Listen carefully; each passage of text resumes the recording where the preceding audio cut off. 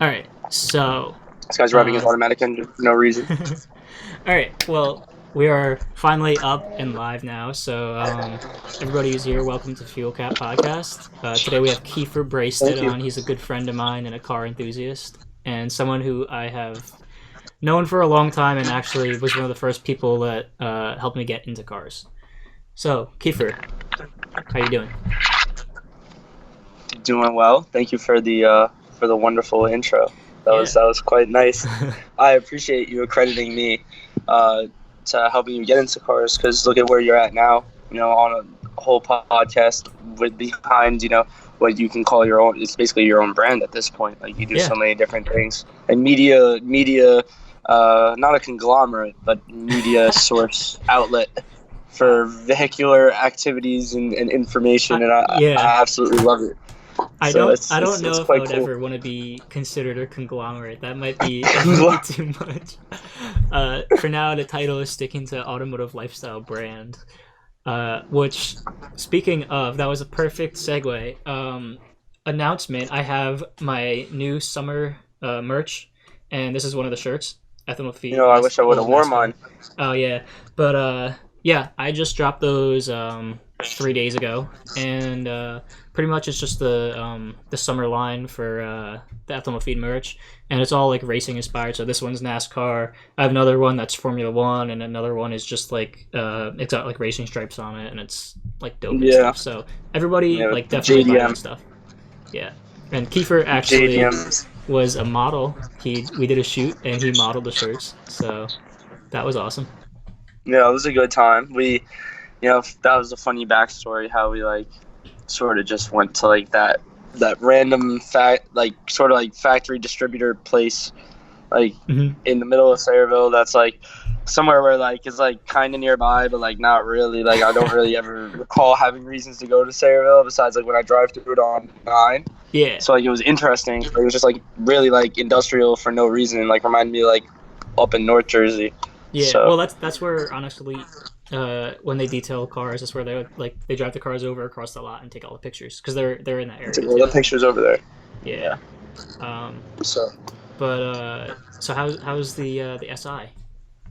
So the SI is really cool. So for people that are watching, I now it's been a month.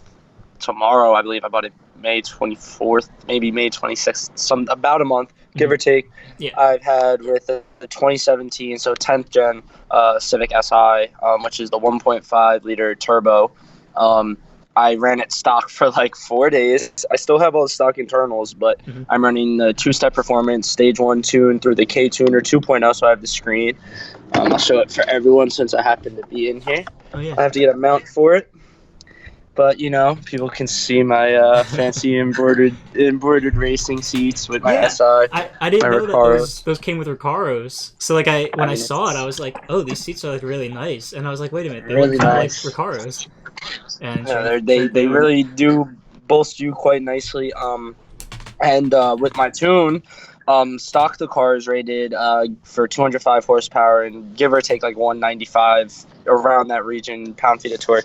Now, based off of like several dyno test results on other SIs, I could comfortably say I'm give or take probably 5 horsepower. You could give or take Mhm. 240 to the wheels, and 285 or so foot pound feet of torque, which is um, pretty good for a little 1.5 liter engine.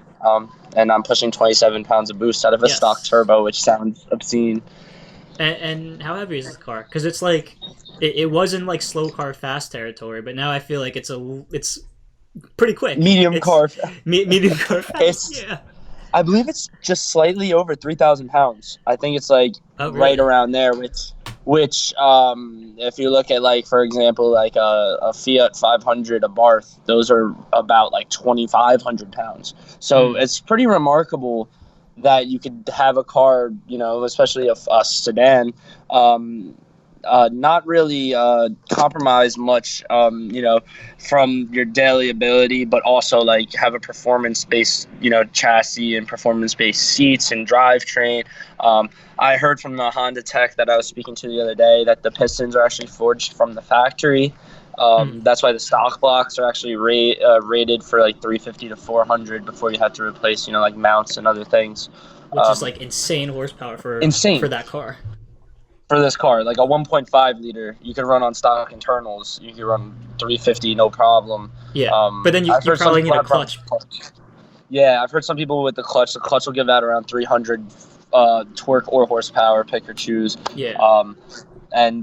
So you definitely have to be mindful about that. I'm gonna have to be mindful with the clutch. With that being said, my springs are on back order. I purchased the Ibach Pro Street S. I wanted to go sport line. The sport lines lower you 1.5 inches, but I only have about an inch of wheel gap. And on top of that, if I went sport line, I would have had to have gotten a camber kit for the rear wheels, and that is $450. So you're paying $700, which is coilover price for Yeah. spring and the camber kit. And my springs cost me $220. I got them on sale, Oh yeah. but they're just on back order, which is nice. And I'm in the process of picking wheels, and I have tires picked out. I have Pirelli PF Sports picked out, which are like Good choice. $170 a tire. Yeah. Well, But they're worth it because they're sticky. yeah, that's what I need because truthfully speaking, and you can attest to this, you spin the wheels through second when you're in sport Yeah. and into third.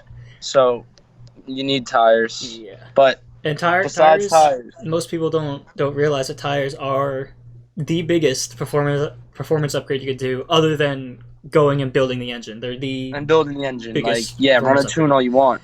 Yeah. Like you don't have the grip to put down, you're not gonna be able to put down any power at all. Like it's like, and it's funny because like I even have decent tires. I have the Goodyear Eagle Sports. Like they're good tires all seasons, but it's funny. Like you don't realize like the boost is ridiculous. And the torque, like it's almost it's up give or take 90 foot-pounds from the stock rated component. So like that's shockingly different. So the tires are not made to put down that torque really, and it's kind of like a big AMG Mercedes where it just spins the wheels and spins the wheels and spins the wheels. Yeah. But yeah, so your springs are in back order. It's funny that you said that because I might have told you actually, but so I ordered originally. I was going to order the Tane Flex Z coilovers for the RX-8, and then Yeah, you told me, yeah. yeah, they were out of stock on back order, and it was going to be like a month before they were back in stock. So I was like, all right, I'll just get my money back. I'll spend the extra like $100 or so to get BC Racing, and those were also on back order. So, and the thing that like sucks is by the time that they're back in stock, I'm gonna be going away on vacation for most of July. So I said this last week, but it's gonna be like I'll probably order them when I'm away, and then it'll be something to look forward to when I come back. Mm-hmm. But it's just a bummer because yeah, I was so excited about them, and then it's like, oh no, I have to wait. But in the meantime, I do have my wheels. It has the fake plastic rivets, so I ordered new ones to match the car better. Well, I mean, at least that's a nice compromise. I mean, it sucks that your cars, especially now that you have the stance that you want and the fitment that you want, you don't have the height, like because like the wheels make a huge difference, especially like just riding from seeing you being behind you and ahead of you, like it sits so different. So because I park in the garage now, so like when the doors open and I pull my other car in behind, I look in the garage and the car just looks so much like all it is just like wider wheels, but the car looks so wider much fatter, wheels, and then it accentuates the camber a lot more that there already is. Like it's that and it's the offset. What offset are your wheels? I don't actually know exactly off the top of my head. I could look it up actually, but because like for example, right, the stock Civic SI's offset is plus 50. So when you put like a plus 30, plus 28, plus 25, plus 35 wheel, it's just naturally giving it that camber. And then once you alter the suspension, you're even adding more so. So that's exactly why, for example, if I went with the sport lines, I would need the camber kit because you're naturally altering the camber already. But one common myth with camber that a lot of people struggle with is people are worried about uneven tire wear. it's not the camber that will cause your uneven tire wear. It's the toe that will cause the uneven tire wear. And I'm sure you can attest to this, having worked as a mechanic and on a lot of tires. Well, yeah. So toe actually attributes more to tire. Camber does attribute to tire wear, but toe attributes more because your wheels your wheels are like this. Like, okay, we'll put it like this, and ideally you want them to go perfectly straight forward. But then, like, if your toe is out of alignment, then your wheels are gonna, instead of facing completely forward, they're gonna be maybe like both facing like a degree to the like the left wheel will be a degree to the left outwards, and then the same thing with the right wheel will be a degree outwards to the right. And then what happens is when you're driving forward, because your wheels aren't spinning perfectly perpendicular to the ground, it'll start to wear it out like very unevenly. But camber also, you know when a car like when I would do a car, when I would do like an oil change, we would put it up in the air and we would look at the tires, and if the inside is more worn than the outside, that's just a sign that it needs an alignment because it has more camber than it probably should. But even with the natural camber on my car, because it comes from the factory with 2 degrees of camber in the rear, and when I took my old tires off, you could actually like tell like which one the rear ones were if you had like a tire depth gauge. Like you could actually see the difference. Like it was like marginal, only, like, right? Yeah, like, like wasn't anything a thousandth of an inch, but like there is a difference. Yeah. But there is a difference, which is, remarkable in and of itself, because like it shows you even the slightest thing. Like you said, it could be a degree off with your toe, could deteriorate, a great set of tires in a significantly less amount of time than it would normally, if your car was aligned. That's why they say, if you can get your car aligned twice a year, like really like take care of your car and make sure it's aligned every 6 months. There's nothing worse than a car that pulls slightly, like especially when you're driving. There's nothing that bothers me more than like having to like hold one side of the wheel or not being able to like, chill. Yes. And rely on my car. Like it's very annoying. Yeah, it's funny because like I'm so sensitive to it, because like I'll be driving like on the highway or just a very straight road, and I'll be like, oh, like something just doesn't feel right. And I'll like let go of the wheel and I start going way over. I'm like nah, like this isn't cool. Like, no, it's just the road. It's not my car. Yeah. And then sometimes you're guessing and it's like you're not sure. Like this one spot on the parkway, it looks like it's straight, but it's like a slight curve, and like it always bugs me out. Because you think your car is off on alignment, and then you get to a straight part of road somewhere else, and you're like, wait, but it's not doing it now. Like, I hate it. I really do. Like when you're on the road and it's like drifting a little to the right, and then a different road is drifting a little to the left, and you're like so confused. You're like, wait, what? That's a problem that I think New Jersey has more exclusivity to. I think other places don't struggle with our infrastructural problem of having horrifically bad roads. Yes. Like, yes. Our taxes are so high, but our roads are horrific in this state. Yeah, they're just taxes aren't being spent right. We need better roads. Like, need better roads. Like it's. Now, granted, there are good driving roads in New Jersey. That is not something to be, like, trifled with in terms of, like, if you want to think about, like, oh, it's bad roads, so you can't drive. Like, no, there are definitely some peaches. Like, you could find some very, very good driving roads in New Jersey. But then there's, like, Route 287, and it's just misery and trucks and potholes and just misery. People sit in the left lane and do 68. Yeah. And you're like, what are you doing? No, but not that I condone speeding. only in Mexico. Only in Mexico. Yeah. But if you do happen to be speeding, you're not gonna disclose which speed you're going. 1 mile an hour. You want to talk about speed, and you want to talk about segues. I'll give you a double entendre, okay? Uh-oh. So when it comes to, like, I was watching this on YouTube. I was watching, like, a compilation of speeding videos, right? So one of them happened to be in New Jersey, and it was a group of motorcycles, and they were, doing what motorcycles do, going slightly above 65 miles an hour in a large group of them. So a trooper pulls him over, and the trooper goes, he's like, guys, all the motorcyclists are obviously like, we're not doing anything, blah blah. Trooper's like, don't give me that. He's like, we've been watching you on the cameras for 22 minutes.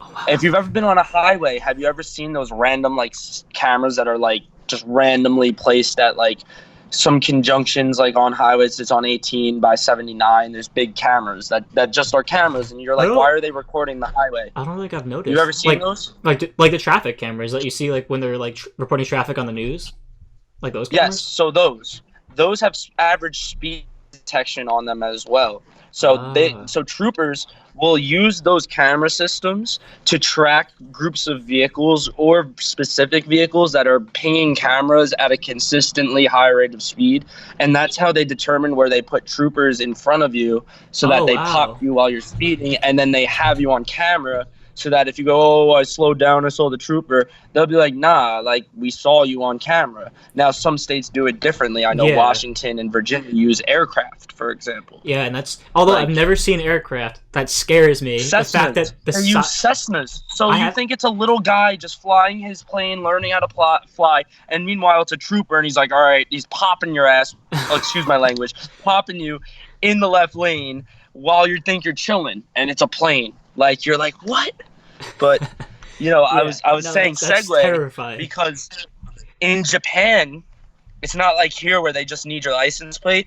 They need your face to catch you speeding. Now, it's funny because in Japan, like Top Gear, right, when Jeremy was driving his GTR, there was two rules. That rule and the rule where every car in Japan is limited to 112 miles an hour on a public road, like electronically. Okay.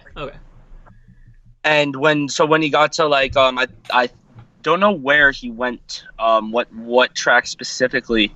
Maybe he went to Suzuka Circuit. I'm not entirely sure where he went, but the GPS knows when you're at like an airstrip or when you're at like an unrestricted road or a racetrack, and it'll remove that limiter. So when he was at that racetrack, he removed it.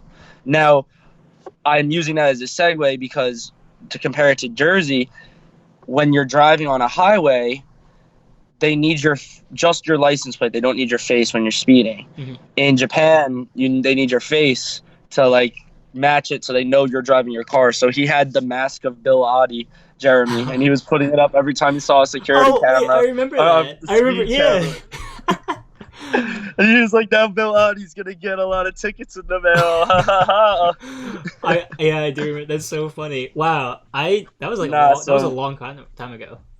Long time ago, but that's one of the best episodes ever because he's racing the bullet train, which is like a second late average like every year, or like 9 seconds late or something like that, which is like crazy because it's like in New York, a conductor would lose his job. If you're like 30 seconds late, you'd be fired. But meanwhile, NJ Transit could be like 22 minutes late, and you're like, all right. They'll just tell you on the screen in Newark, the worst, and you'll be like, damn. The worst NJ Transit story I have. So I was back when I was working for the main event, doing my event job. There was an event I was supposed to be working in the city, and so I went to Metro Park to get on the train. The train was running late, like super late for whatever reason. It was like half an hour, and then finally. On the screen, it said the time, which was like in like 1 minute from the current time, and then on the speaker is like whatever train it was. It's arriving now. So it's like, oh cool. And the train pulled up. And I got on. And I was like, wow, this train's kind of different. I'm not used to this one. And then I was like, there's like mad people. Like the door's already closed, and then there was like mad people with like suitcases and stuff. And I was like, oh, I must be in like a long distance traveling section, like I don't know. So I was like walking, like trying to find a seat, and then there's like a Dunkin' Donuts, like on the train. There's a little stand for a Dunkin' Donuts, and I was like, wait a minute, this is definitely like an Amtrak train. Yeah. So I was like, but like other people got on, and like the announcement said. So I asked the not the conductor, but like one of the guys that were like working the train, and I was like. I showed him my ticket and I was like, this is the wrong train, isn't it? He was like, yeah. So I had to get off. Fortunately, it was stopping at Newark. And Newark was the last stop in Jersey. It was going all the way up to Connecticut. So they stopped at Newark and I got off. But I almost ended up in Connecticut. Like if I had gotten on in Newark, I would have been in Connecticut. Like I would have been stuck up Was it there. like a fully functioning Dunkin' Donuts, like a real one? It was like a little stand, and they had like a very stripped out, like like the baskets they have like in the back where the donuts and like the bagels and stuff are. It was like very stripped down, That and is. Wait, I actually can't hear you for some reason. Hold on. oh, can you hear me now? Why is it doing that? Now I can hear you. Okay. So can you repeat that? What'd you say? Uh, so it was like a very stripped down version of like a regular Dunkin' Donuts, but like they had But like that's when one. you knew something was wrong. That was the moment. When I saw when I saw the Dunkin' Donuts, Like picture, your reality they must had- have been so off. You must have been like, "Am I really seeing this right now? A Dunkin' Yeah. Donuts on Yeah. a train?" Yeah, Like, there was like the little baskets. They had like the bagels, the donuts, and then they had a little stand with like the coffee. And like no one was like Bro. working the counter, but like I was like, That's this is brilliant. not right. Yeah, I was like, this is not right. But yeah, this is not the train I belong on. No. But that just proves that the NJ Transit system is not good. Accurate. Yeah. That could have been a little bit of user error, but I'm not gonna blame you. Well, it was multiple user errors because I was following other people who were there waiting for the same train as me. I wasn't the only one who had to get off, but it was just like really awkward. 'Cause, Multiple like, user errors. Yeah. Oh Yeah. boy. That's a good story. hmm So with that all being said, then to revert back to like Top Gear Grand Tour, when do you think if you could speculate? Because like they haven't even really been like. I know James did a video with Doug DeMuro and has been doing stuff, but Yeah. Richard's been talking about like rum, like and like Jeremy has his own farm now, like like Yeah, which is like it's like been weird. well, so like the thing is like they are like TV personalities outside of just Top Gear and Grand Tour. Like Yeah. Like Yeah. James had a show all about like what was it like rocket ships or something. Hammond's had It his was own like show. James doing like do it yourself like science experiments in like his basement. Like Yeah, and then they've been doing Drive Tribe. I think they've still been doing it.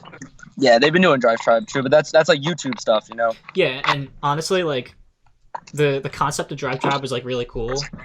But then, Oh, like, it is. when you go to actually watch the videos, like it's a little disappointing. Like it doesn't live up to the expectations that I had for it. Like the one like where Hammond drove a Tesla, and it's just like, all right, cool, like you drove a Tesla. Like it was funny, but like it was just like he drove a Tesla. Like it was like, come on, like But you could do more with that. I think there's an expectation because like we come from the Grand Tour with like $1 million budget per episode to like a basically no budget video just with like the guys. That's like literally like that's pretty much what the Drive Tribe is. But like that's like why I've found more solitude in other YouTube channels. For example, I've mentioned to you Hoovie's Garage, which is like really cool because he just puts his own money into buying like really like crappy cars, and it's funny. Or he buys really good cars. It turns out, like he'll always buy the cheapest of whatever. Yeah. You know what I mean? So that's cool. His collection's over like 50 cars now, which is crazy. And then Doug DeMuro is really like the best like end all be all, and he reminds me a lot of you, like you it's funny. always say that, but like I don't necessarily see it. Like in terms of like I could see like in terms of, first of all, like articulation, like from that standpoint, like the way you guys like your mannerisms and the way you speak in a way like you react about like certain cars, like go about describing cars, like I feel like is very similar. Okay. Like, and then I feel like obviously you guys share the same utmost like interest and desire, which is automobiles, and have extensive knowledge on cars and things like you'll get in a car and you'll mention something you or Doug DeMuro would like do a whole segment on volume knobs, you know what I mean, like your segment that you did at the car show. I have like, to credit that completely to Goon. Right? Actually, I think he's watching right now. He's saying some stuff in the comments, but that was actually entirely Goon's idea. The volume knobs. Oh, was it? That's brilliant. Shout out to him. But I am equipped with that knowledge, so I can use that as a quirks and features segment of my own. But yeah, and like only you, like I could send you a video of like an Aristo, like a random car, and you'll get as excited about it as I am. Like something like that. It's like that. It's really cool. And everyone knows you around here. Like I was with like random Old Bridge kids the other night. just like I went to get my car washed, and there was kids like behind the car wash, and they were like, "Oh, you have a nice Civic, blah blah." And it turned out to be nice kids, and they were all like Yeah. about our age, like 21, 22. And I was just they saw your sticker, and they were just like, "Oh, like we thought it was Ethanol feed, like the person," but they're like, first of all, doesn't he have an RX-8? So they know what you Oh wow, drive, really? and then. Yeah, and then they're just like, second of all, like you don't look like him, so you get around a little bit, bro. Like, you know what I'm Okay. saying? Like, See, yeah. So it's funny because I guess I don't actually know, like, obviously, like, I can track my analytics on like Instagram and YouTube and like the podcast and stuff. So like the only like audience size that I actually like really know of is just on the internet. And so like which I'm relatively small. Like I have not even 1,000 followers on Instagram and whatever. Like, but the thing is like almost there. when people like when I talk to people or when someone like you, like someone else who like has like an ethanol feed sticker or like a shirt or something, like that's when I like realize like a lot more people actually know ethanol feed than like I think, which is like which is a Yeah. really like encouraging thing about it because like I don't know like how like widespread my audience is until I actually go out and like talk to people like at car meets or whatever, and they're like, "Oh yeah, I've heard of you." Like it's kind of messed up because if you show interest in something, you probably should shoot someone with a follow. But the real in theory, in my opinion, it's like not everyone that follows you is your only follower. Like it's so easy to get wrapped up in like what your social media following is and like how much of a footprint. But like it could just extend much further than that. Like Well, and you just yeah. No, like I know for a fact there are some people. I did a shoot for Northeast Drivers Club. Probably in one of like the really like randomly like hot sunny days in like January. They did an event and they hit me up to go shoot. And when I went there, there were like people there that like knew like they recognized my logo. They like knew the name Ethanol Feed, and they're like, yeah, like I've even like liked some of your stuff. And then they went to like on my Instagram and like oh, I'm not even following you, but I've seen your stuff before. Yeah, see, like you don't know Discover page or like it's like that with my photography page for like for graffiti and like urban like urbex like scenes. Yeah. They all have people or different writers or stuff like that. They'll like my pictures and they might not follow me, but they'll see what I'm posting and they'll appreciate the content. Like like I'll get more likes than I have followers on some pictures. Like I have like 40 or 50 followers. It's a startup page. I only have like 30 posts, but I have some shots with like a couple hundred likes, but I don't have that many followers. So like you don't really know. You don't really know how much you're actually being seen and how much notoriety you're actually accruing until you actually like go out in the field and people are like, oh, look at you, like, and that's when you're like, wow. The one thing that absolutely blew me away was I met Chris Fix like a year and a half ago, and I gave him a business card, and I was like, hey, like I know like obviously you're in Jersey, and like if you ever need a hand with anything like media related or even want to do a photo shoot, like hit me up. And I gave him my business card, and that was when I still had my old like the original Ethanol Feed logo, and he was like, have like I met you before? Like have we talked? Like this logo looks very familiar. Even Chris Fix, who has I think he's at like 6 million subscribers on YouTube, recognized my logo. Like I was behind him yesterday he was in his Forerunner. He has like a Highlander. Maybe it's a Highlander. He has the Hummer, he has the Mazda pickup, and then he has the Del Sol and the Drift Stang.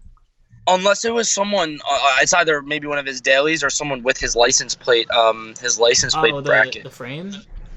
Yeah, because it said Chris Fix like and follow me. It said follow me, so I was like maybe that's him. And there were car parts in the rear of it too, which is why it was even more so. It could have been. Oh, you know what it could be? He recently got a new car to do videos on, and it might have been that. I don't know if he revealed it though. I think it's a Highlander, but it's not like it's just a mid 2000s Toyota SUV. Like it's not anything. You know what I mean?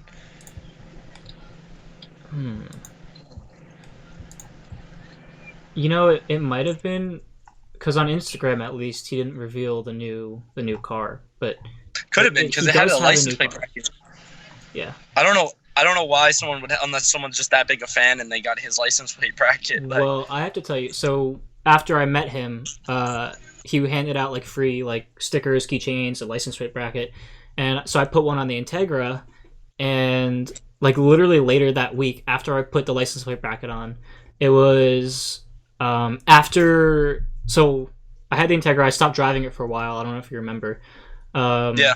And then I got it back on the road, and my front plate was still off, and because I never put it back on after I painted the car, and then I got pulled over, and the cop was just like, "Oh yeah, I'm pulling you over for no front Told me plate." about that. Yeah, you told me about And this. then he was like, "This is like, I swear this is the reason I didn't get a ticket." But then he asked about the license plate bracket and Chris Fix, and he asked if I knew him, and I was like, "Oh no, I don't." Well, like I was like, my girlfriend's dad knows him, but I'm just like a big fan, and like I love like his channel and everything he does. And the guy was like, "Yeah, like he's a cool guy." So I'm pretty sure that the cop knew Chris, and I posted it on my story later. And Chris Fix actually replied and was like, "Oh, did you catch the name of the cop?" So I'm assuming like he probably knows, like they probably knew each other. Where did you get pulled over, in Marlboro? So literally, it was in Marlboro. I had my blinker on to turn up my street just to go, like I was going home. Oh, I And- remember this. Yeah, no, you and told me it was literally on the street. The lights Yeah. came on, and I was like, "Oh!" So I turned down the other side of Nolan, and I pulled into the park. And then The the park. cop was like, "Oh, like what? Like why'd you like change where you're gonna go?" And I was just like, "Oh, because I didn't want to get pulled over in front of my house." And he laughed. Yeah, He was like, "Yes." not the smoothest thing to have happen. Yeah. If I got pulled over in front of my house, it'd be even weirder, considering like I live on a dead end. Like it would just be like, why are they there in the first place? Mm-hmm. Yeah. No, exactly. Nah, that wouldn't be the most smoothest way to go about things. That's for sure. But let's go back to, you mentioned Doug DeMuro, and you have been telling me a strange phenomenon that's been occurring with you and Doug DeMuro. Well, sort of Yeah, Doug so DeMuro. it's weird. All right, so every night before bed, it's like customary. I'll watch like he has like very comprehensive car reviews. I'm talking like some car reviews will be like over a half hour long, where he'll go over all the quirks and features, and then do a road test and then give it his Doug score. With that being said, I love watch. I'll watch maybe 2 to 4 of them before bed every night. And what's been happening is some of the cars, and even like very like out of left field, like strange vehicles, like that I've seen on the videos, I've end up seeing in real life like the very next day. So it started, I believe it might have been a Pontiac Aztec. That might have been the first one. It started with that, and then I watched him do a review on how horrible the Murano Cabriolet was, and I ended up seeing 2 of them the next day, which is like they're horrible. They're horrible, Yeah, and they're super rare. Like I've only maybe seen 2 in my life. Yeah, they're rare, horrible cars, and I saw 2 the next day. Then I watched a video on the Nismo 370Z, which you don't see a lot of those either, and saw one on a DoorDash, the next day, right? I watched one on the Supra, and you and I both know what I saw on the DoorDash the other day. Yes. Gorgeous 15th anniversary Supra. It was looking a little in need of help. Well, it was just outside, but it was. He said it only had I'll go off on a small tangent. So, the guy bought it in 2006 from a woman who had a husband who died. That was a doctor. It had 18,000 original miles on it, and it was bone stock. He just put on exhaust and an intake now. The woman didn't know what she had, wanted to get rid of it because it reminded her of him. The guy ended up buying it for $10,000, 18,000 original miles on a Supra, even though it's an auto. I'm like 10 G's. My jaw dropped. I was like, I can't believe it. Yeah. Wow. So that was crazy. Then I watched a video on the first Lexus, which was the LS400, the big, huge body one that Dan had. The looks. The luxury. That was a great car. Saw one the next day. Like, you don't ever see them, right? There was one for sale. in Union. Really? Yeah, in Union. You know, by Was it in good shape? the Walmart on 22. There's across from the Walmart. There's the Really? STS, and there was And there one was one for sale there? sitting in the STS lot. Yeah, it was for sale. Wow. Yeah, Great cars. they're Really asking. great cars. They're actually asking a lot. They're asking like 7 for it. It could be in great shape. I mean, they're reliable. It looked really clean. I didn't see how many miles, but I just saw the price. It said 7,000. Yeah, they're great cars. I mean, low stress, big body V8 that is just made to like be very comfortable, but it had a lot of modern amenities. So Mhm. it's a good deal even today to get one of those. And to continue on that trend of cars that I saw, random rare cars. Watched something on why he was selling his E63 wagon, and I saw a freaking E63 wagon the next day. And then I can't make this up. So I am like sort of like so like it's weird. So like I met this girl on the internet, and I'm not really open to like that type of stuff. But I was bored in quarantine. We chatted for a while, over a month now at this point, or about a month, I'd say, give or take. And I ended up finally linking with her yesterday.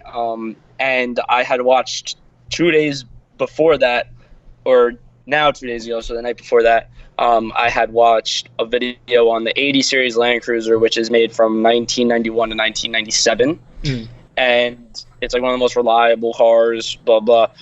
And I go to her house, and she has a purple one in the driveway, 1995, and had the original window sticker, and was the only owner. Like her parents had it since they bought it new, and I could not believe it. I was like, this of all cars, like a freaking Land Cruiser, like that has probably I didn't see the mileage. I should have looked.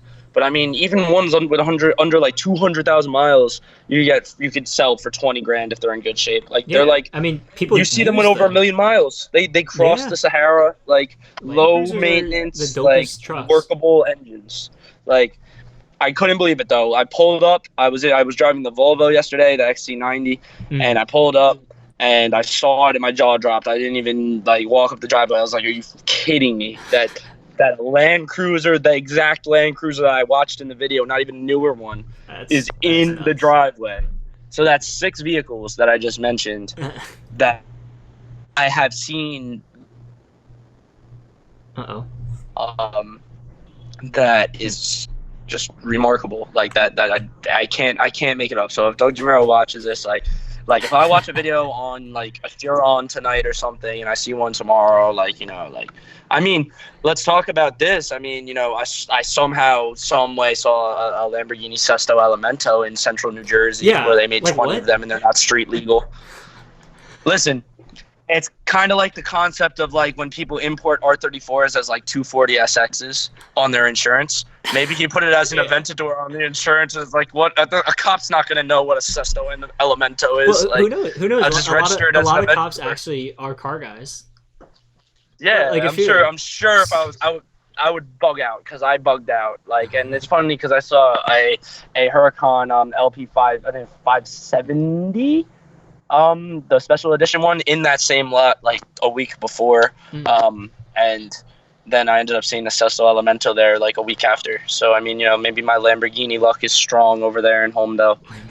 But with that being said, it was shocking. It was absolutely shocking. Shooting fire, all that great stuff. That's what I eventually want to do with this. If you want to talk about shooting things, why don't you talk about your little experience with my stock exhaust system on my Stage 1 tune? Oh, okay. All right. Most unexpected driving event. I will never forget it. I really won't. I have to preface this, not to talk about my car, but I have to preface it with my car, right? So my car, it's an RX-8. It's a rotary. It's got no cat, allegedly, and a Gretty exhaust. And it pops. It spits flames, right? Except yes. I can't exactly like audibly distinguish which pop spits a flame and which ones are just pops, but because I've seen flames come out of it, and then I've just heard pops. Like, yeah. So like I don't think it's like an every time it pops there's a flame thing, but so like I know, like I drive my car sometimes. I drive my car because I want it to pop. So yeah. I guess that subconsciously translated over to when I drove your car, and I drove it on stage 1, and was not expecting, was not trying intentionally at least, but I was in second Yeah. gear, and I rang it all the way out, all the way. What is it, like 6,500, and Not even higher on that even tune higher. because red line starts 6,500, but you could go past 7 on this tune. You were probably way up there. I was at around 6,500. Went to go into third, clutch in. As I'm like going to third, as the RPMs are dropping a little bit, like to like 5,000, there's like all of a sudden like a pop noise. Like it almost sounded like we drove over something, honestly. Yeah. And then you and I both It was looked that at each. deep. It was that We, deep in tone. Like we it wasn't both like a looked little at each baby. other. And then I looked in the rearview mirror. I didn't see anything behind us, and I looked back at you. And at the same time, we both started like we burst out like laughing because it was just like yeah, because like you like you were there, so you know. But like it was just like what? Like we like You're like, didn't think how did that happened. occur? Stock exhaust. Because The like it only was, thing that's done to that car I've is never gotten tune. it to do it. Like I've never gotten it to do it, and I still haven't been able to get it to do it. Like Really? and I mean, it sounded literally like it could have been any JDM car. Like it was literally a doo. Like it was like it definitely produced some type of flame or smoke if you were behind it and we just missed it. Like Yeah. because I mean you were up in the boost, like talking probably around 25 to 27 at that point if you're that high in the RPM range. Like so. It's awesome. Like I've revved it before and heard it start to like spool up if I wanted to get to 2-step. I don't want to do it because it's not good for the engine. But when I get a proper exhaust, like I've seen other 10th gen spit flames like with the Type R exhaust, like the 27 one, or you could get a nice Bassani setup. You get there's Takata. You can get there's a bunch of different setups you can run. The 27.1 intercooler and exhaust setup is probably what I'm going to go with because I like the quad exit. I don't want a triple exit. It's not a Type R. But with that being said, these things sound, especially the turbo noise combined with the exhaust, like a proper exhaust would sound sick. It would sound really good because the turbo sound is just the turbo sound for a stock turbo is really like one of the most pleasant sounds. The little like. It's really cool. Like you don't expect it out of this thing. You really don't. Like would you go with a blow off valve to get even more of that psst, or no? Yeah, but no, because blow off valves actually have been proven to slightly hurt performance. So like blow off valve is literally for show. Like I don't need that because I think if this had a real exhaust where it would sound kind of like a nice WRX or like a Evo or like one of those like deep exhausts, the turbo would just be like as I'm shifting, you'd hear the little because it goes quiet as you're shifting. Like you know when you let the clutch out, that's when the turbo sound. It's like perfect unison. Yeah. So it wouldn't really be necessary. I don't think. I think that would literally just be for show, and it would be. I think it's just a waste of money. They're expensive, very expensive. I don't need it. I'm gonna go besides tires and rims first, obviously, and my springs. I'm gonna go cooling products. I'm gonna go intercooler. Gonna have to go probably cold air intake at some point. I'm gonna do exhaust. I'm gonna try and open it and downpipe. I'm gonna try and open up the engine as much as I can. Make sure that turbo stays as cool as possible because I haven't had it heat soak yet, but I've heard numerous stories about the heat soaking problem on these engines. So I just wanted to run especially if I'm dailying it a lot. I just wanted to run at as minimum temperature as I can. I have all my internal readouts on my K-tuner, so it's really nice. I can monitor the internal temperatures, oil pressure, or oil temperature, etc., which is great. But I definitely think it would be nice to run some bolt-ons that would just be even more quality. And then with the bolt-on, if I have a full bolt-on setup, so downpipe, exhaust, intake, and intercooler, I can run E85 and then have probably about with all those bolt-ons together, the intake adds 22 horsepower, the intercooler adds 8. roughly even with the torque numbers on both of those as well. Mhm. And then the exhaust is rated depending on what you got, 5 to 10, and then the downpipe the same. So Right. if at the top end you're adding 50 horsepower with the bolt-ons, so I would be at about 290 horsepower and about maybe 330, 340 torque at that point. So I'd need to get a clutch. But then running the E85 mixture would push it another 50. So that would be Oh, for about, sure. yeah, so that would be about 340 horsepower, about 390 torque, which is just absurd. Like I'd be like 3 second territory. Like I'd be like running around like 10 quarters. Like I'd be like stupid. But that would also be like over 30 pounds of boost, and then like I'd need to like probably start doing internals, and I'm not going to do all of that. I don't think I'm ever going to get to the E85 mixture, but I'm definitely going Mm. to be within my ownership, full bolt-on, stance, looking good, nice wheels, good Yeah. summer tires. Like this is going to be the car like I make like a fast, nice, reliable daily, like that has nicely uh tastefully put bolt-ons, like not Mm. anything that's like gonna make it riced out. Like I'm not gonna do a resonate or delete or anything like that on a stock exhaust and put a custom tip. Like, I'm not gonna go that route. I'm Yeah. gonna do it right. Oh yeah. And if it takes a long time, it's a build. That's what it is. You know what I Mhm. mean? Like so I'm looking forward to it because, I really always wanted a daily that, a car that I could have the best of both worlds. And I really think the 10th Gen Civic, especially for people if they're looking for a pre-owned vehicle or something in the range of under $25,000, you can't get a better vehicle. I mean, I'll show for the viewers now my gauge cluster. Um, oh, I just took a screenshot. I Uh. don't know Oh, why I did it that. actually shows up that you like take a screenshot. That's so funny. Yeah, I didn't mean to do that. Okay, so right now I have my boost gauge. So it's like, look at my boost. Okay. I gotta zoom a little bit. It's not letting me. Okay, anyway. So that's my boost gauge. Yeah. So I could cycle through here, which is like my shift light. So it tells you, it goes from like green shifts to where you want to be less aggressive all the way to the top. Yeah. I have a G-force calculator, so then it Yeah, that's tells nuts. you where your center is. One of the things in And the then car it that's tells like, you- why does it have it is a G-force thing, which is Yeah, the why does coolest it thing have it? ever. But it works in real time. I have a lap timer, so if I like show here and I'm like, all right, look, that was my last time. I don't know why it's even there. But yeah, that's a time from whatever reason. I have my range calculator, of course, which another good thing about this daily, I'm getting 30.4. The last owner got 28.2 on the stock tune. On this tune, making more horsepower and torque, I've raised it 2.2 mpg from the previous owner. He did 28.2. Mhm. So quite nice, but obviously, range. Service, which I need my oil changed quite soon, 15%. Music, of course, phone, conversion to kilometers. Oh yeah, so if you And then go across the border. my brake force, Oh really? how much pounds of braking, how much pounds I'm exerting per square inch of brake force, and then my throttle input on the Oh left. neat. Yeah.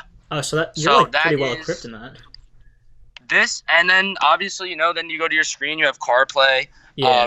fully digital, and then it's red. The seats, obviously, everything's stitched, everything's nice to touch. I don't know why I can't change this back.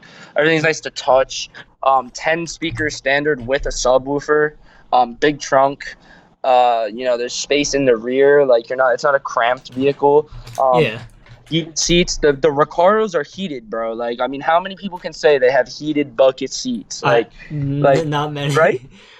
But Not many. it's really And the then best of like both worlds with like being a comfortable daily, but also a sports oriented a like sports vehicle. car. Like it's and you felt the steering. It's as heavy as cars not in its anywhere near its bracket. It's much heavier than the Volvos, for example.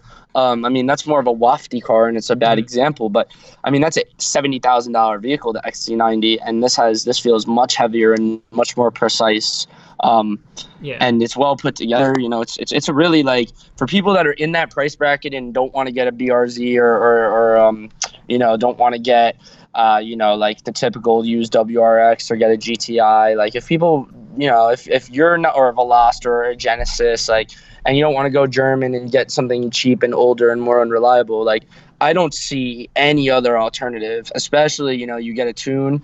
It's been proven that I'm going to give a little secret to my Honda owners. I have a Honda tech that has proven this.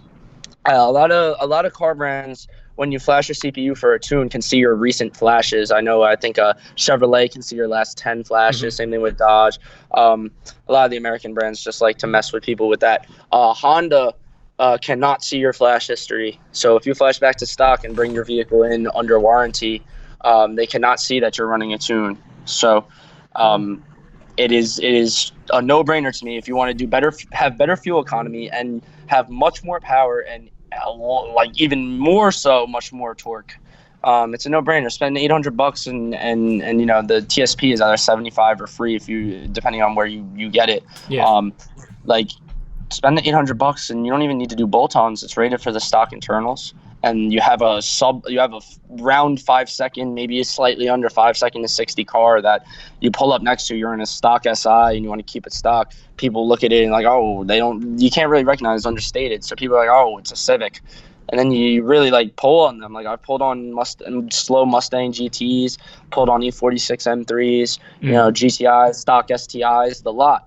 And people's faces, it's priceless. It's like hilarious. It's like what was that? Like, why is this Civic like able to keep up with me, whether it's in traffic or whether it's off the line? Yeah. The LSD, like it's a car under 25 grand with a limited slip differential. Like it's crazy how overbuilt the car was from the factory, but Honda knows the demographic that it's going to. Yeah. So it's a nice. I have a friend that has the same model year 2017 with 85,000 miles. He ran it up and hasn't had any major problems, and has run the same tune, other bolt-ons. It's a proven platform. It's the 10th generation. And I sound like a Honda boy, and I own it. Like, I had a Acura in the past, CL Type S, Yeah. And coming from a PT Cruiser, this thing feels like, the best exotic in the world. But having driven it, you can attest to the fact that it's really a serious car that, if it was priced higher, you would understand that it was. But at the price point, like, I really don't, like FRS doesn't excite me. Like, like things like that. Like, like I laugh at them now. Like I'm a car person. I appreciate all cars, but like, I'll see a V6 Challenger or even like a regular RT.